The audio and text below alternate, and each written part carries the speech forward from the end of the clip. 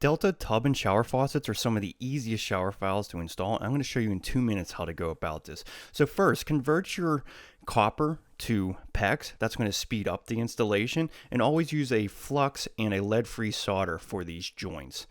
Just be sure that you heat up the fitting so that the solder can siphon into the joint, and then use a wet rag to wipe off the excess solder.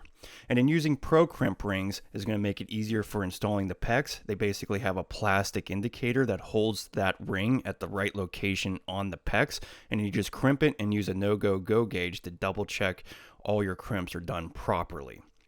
Now, you always want to use copper for your tub spout. That's going to ensure that everything functions properly. Delta actually requires you to have the tub spout being copper, and you want to make the distance between the valve and the tub spout between 8 and 18 inches. So you have plenty of variance there to use. Just make sure you use all the flux and, again, lead-free solder for these joints. Heating up the fitting with MAP gas is going to speed up the installation as well.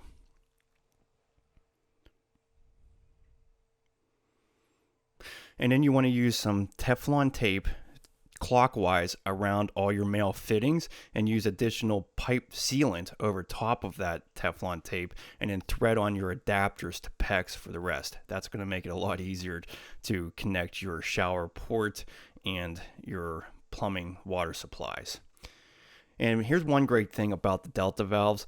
If you have a standard situation with a 2x4 wall, you can just take a 2x6 block and put it right up against the drywall, and you're going to be at the correct depth. So there's not a whole lot of having to determine the depth of the valve. As long as you have standard backer board and standard tile, 3/8 inch, 1/2 inch tile, that depth is going to work. And then use one of these SharkBite hose adapters to test the system.